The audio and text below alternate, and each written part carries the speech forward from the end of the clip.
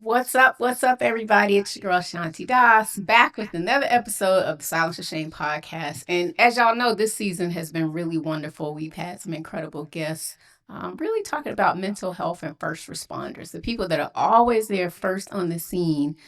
And we don't think about their mental health, right? You know, we always call on them with our emergencies, but like, what is the trauma really like for them and who's helping them? And so I'm super excited about my guest today. Thank you. Shout out again to Dr. Carla Moore, who is always getting us great guests, especially in this space of first responders. So I'm going to read a short bio. It's much longer, but I'm just going to read a little bit from your bio. So we want to welcome to the show today Harold Arnold.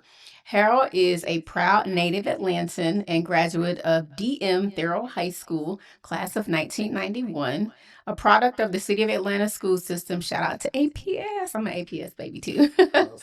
Harold began his public service career with the City of Atlanta Fire Rescue Department in 1996. Over the next 30 years, he served his community as both a certified firefighter and EMT, ultimately rising to the rank of fire captain. So kudos to you for that.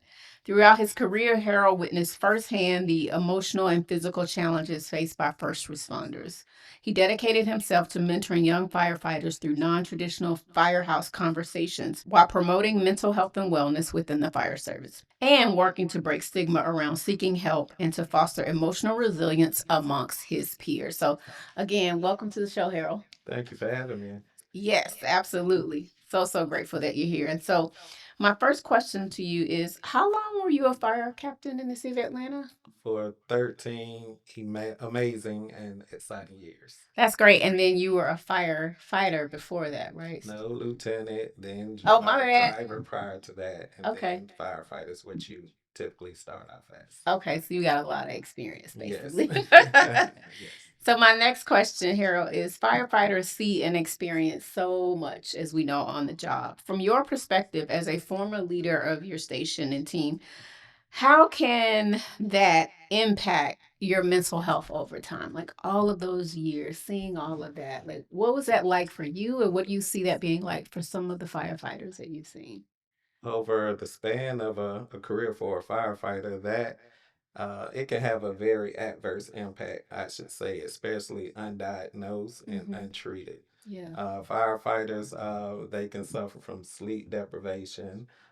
It can lead to the abuse of substances, Mm-hmm. isolation from family or friends. So I would say that it will have a humongous adverse impact on firefighters. Do you have any personal stories, or whether they're yours or anybody else's, where you saw that it had an adverse effect? I could say for me, because we deal so much with adults doing crazy things or being put in uncompromising positions, we become desensitized to that over time. But children, we never get over anything that happens to children. But more specifically to myself, I've had two instances that I can remember that involved children that really, you know, did its thing on my psychological well being. Um, How did you deal with that, Mike? Did you get any support or help, or did you just kind of internalize it and didn't really deal with it? the first instance, I internalized it because there's a stigma that's associated with firefighters Mm-hmm. and their mental health well being, and openly displaying that in the open forum. Mm-hmm. My first instance occurred probably within the first year or so Okay. of me joining the fire department, and it involved a group of kids in Adamsville that went swimming in the lake, and one kid subsequently drowned. Oh. And I was part of the team that went to recover that child. And soon as the divers recovered the child from the lake, I was the first person that they gave the child to initiate CPR. And at that point, when I received that child, all I could see was the face of my oldest daughter Oh, at the yeah. time in that child. So that touched me a lot. Um, so I had no way of coping with that because, it was the culture of the department at Hmm. that time that, you dig in deep, deal with it, and you move on. Mm. So there weren't a lot of resources at that time available, No, not like we're it is talking today. about maybe 98, Oh, I 99. see. Yeah. Okay. Okay. So fast forwarded to 2026, about 2 years ago, maybe a year and a half to 2 years ago, something similar, but not involving a drowning, but this involved a gang related shooting Hmm. in which, when we arrived on the scene, the mother of the child brought the baby, to us for us to provide aid. And the child had a through and through gunshot wound to the Oh, head. no. I think the child was probably less than a year old. So that was very traumatizing. But immediately after that particular incident, our EAP team, they responded to the station, and those of us who were the initial responders on the scene had an opportunity to have a conversation with them, and and go home, Hmm. for the remainder of the shift so that we can cope with it. Thank you for sharing that. That's no problem. I know, well, I don't know firsthand, but I can empathize with you. And just my heart goes out to you and all the firefighters and EMT workers that are always first on the scene. That's an emotional toll that can stay with you. So I'm just so glad now that there are resources available, for firefighters. Yeah, most definitely. I don't mind sharing that because I've always tried to promote to, the firefighters that I was uh, in direct contact under my leadership that it's okay not to be okay. That's right. Yes, And me it, too. and if it was anything that I personally experienced that can help them through the things that they're going through, that it's a win-win for everyone. Absolutely. So my next question, Harold, is, there's still a lot of stigma, and I think you kind of alluded to it earlier with, sometimes, firefighters don't want to obviously always talk about it when they're going through challenges. But it's a lot of stigma still that exists around first responders and firefighters asking for help. What are some of the ways that you are working or you worked while you were still on the squad to help normalize those conversations with your team and make them know that it's okay, like you just said, to not be okay. Yeah, let me speak on that stigma. I remember my first shift on the department, and some of the senior firefighters told me that, rookie, just a word to the wise. You need to leave your emotions and your heart in the dashboard of your car before you walk Shut into the up. building. Yeah, so Wow. that played heavily into when we, as a young rookie back in 1996, So experienced that's almost things. 30 years ago. Exactly. Yeah. So experiencing things back then, and then you start internalizing it until it became more and more culturally acceptable for firefighters to uh, display or to communicate how they felt. So one of the things that I do or did back during my tenure, because I just recently retired, but Congratulations. thank you. But one of the things I started off with is, for one, getting to know my personnel as individuals.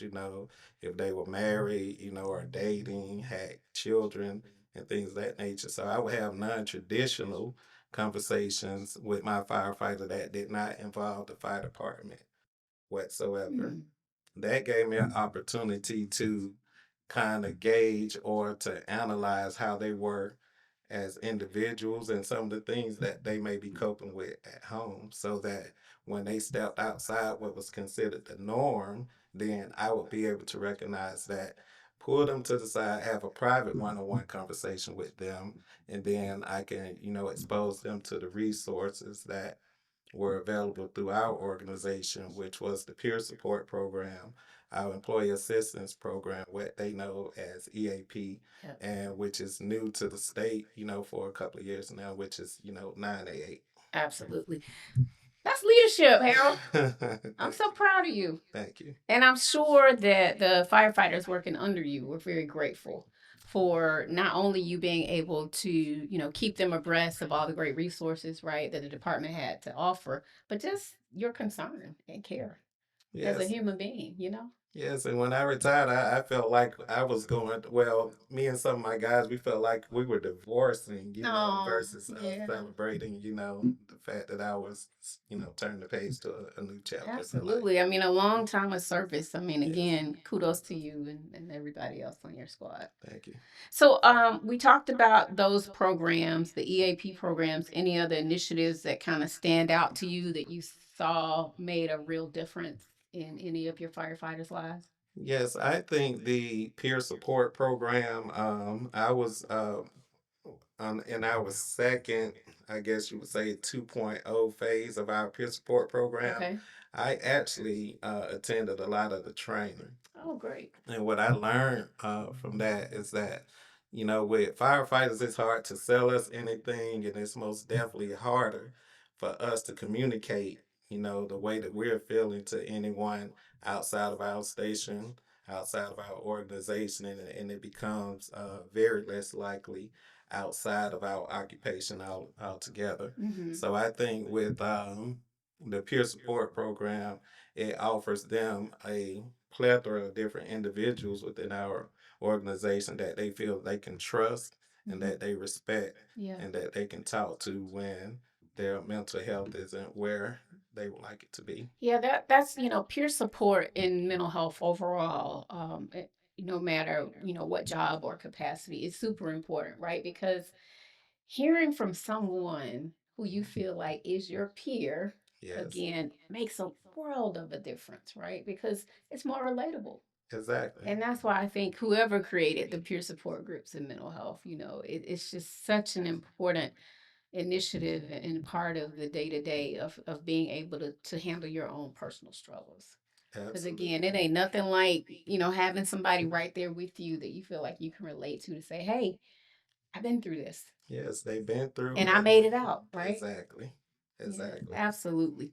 Now, my next question is, peer support, like we said, can be really powerful. How important is that brotherhood slash sisterhood aspect when it comes to wellness? And are there any stories that come to mind where you've seen other firefighters support others who might be in distress, amongst their own squad?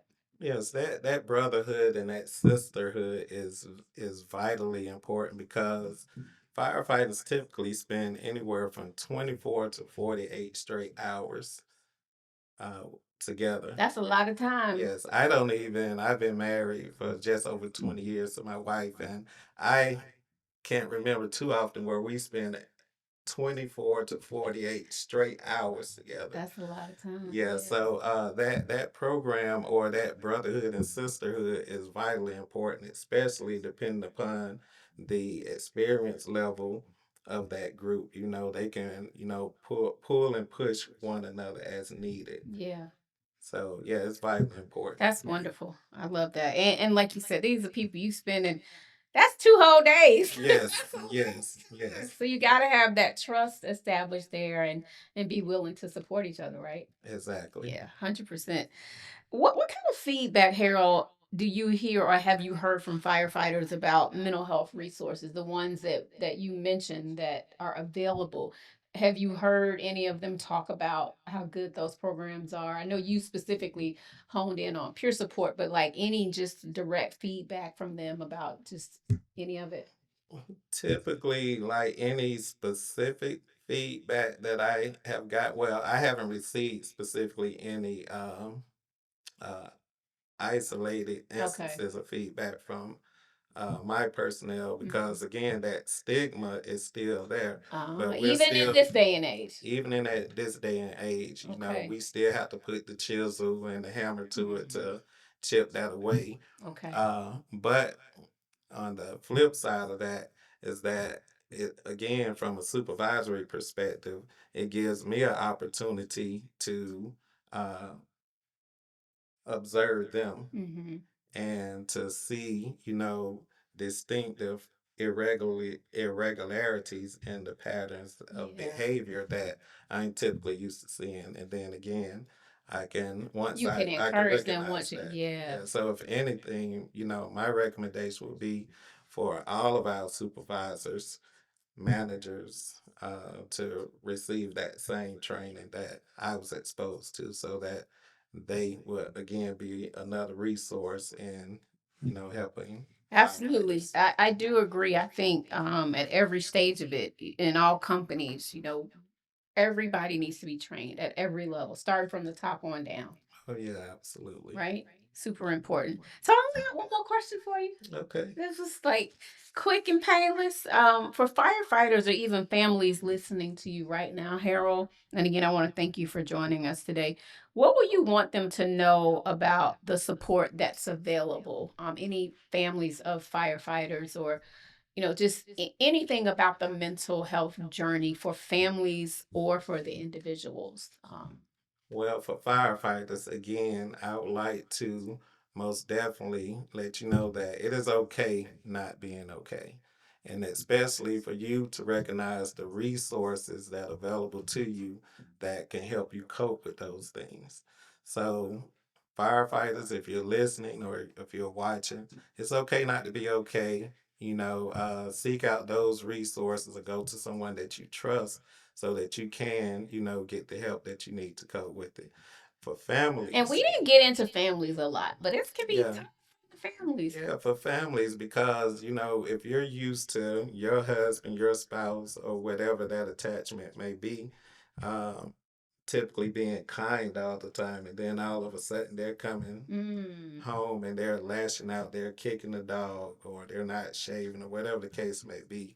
The same thing, I implore, those individuals, family, and close friends of that firefighter to, for one, bring that to them, because oftentimes we may not recognize the fact that we're doing something that's out of the ordinary. absolutely. Because, So, if you get mad at your best friend, your dog, you know something wrong. Because yeah, a man's best friend, they always right there to comfort and soothe you. So it's if you're acting out of character, that you got to get help. exactly. So yeah, support us and hold our hand, and in some cases guide us to those resources that we may need to help us through that storm. Absolutely. Well, thank you again for joining us today Thank you on for the having Silence to me. Shame podcast. This year we are celebrating 10 years of Silence to Shame. So Oh, congratulations. thank you. Super excited. We out here in the community, trying to do our part to educate and encourage people to get the support that's needed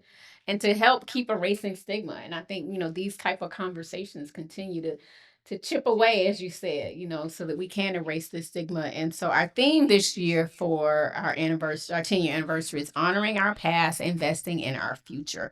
And so our call to action for you today is to really help us create impact for the next 10 years. And how can you do that? You can like this episode. You can become a monthly donor. You can share this episode to other friends and family. And even if you're here in Atlanta, or if we do activities in other states, become a volunteer. And so again, as I mentioned, if you want to donate, we are 501c3. And every amount, every donation helps. You can text the word silence, SILENCE, to 707070. Or you can go onto our website under the donate button. So thank you again for taking this journey. I remember when we first started this podcast and even first started this organization in 2016. And so, May is coming up, Mental Health Awareness Month. We have a lot of activities that are going to be going on both in the city as well as virtually. So check out our website, get involved. And as I always say, make sure y'all take time, save a life, and silence the shame. 3, 2, 1. I think it's time that we start the conversation to silence the shame. Silence the shame. Silence the shame. Silence is the difference between treatment or pain, life or death. Silence the shame. Speak up now and silence. Silence. Silence the shame.